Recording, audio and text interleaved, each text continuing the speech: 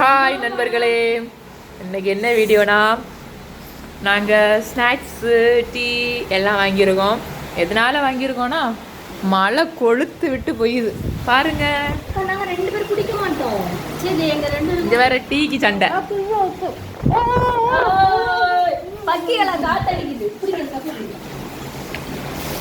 இது ஒரு லைஃப் எவ்வளோ ஹாப்பியாக இருக்கு.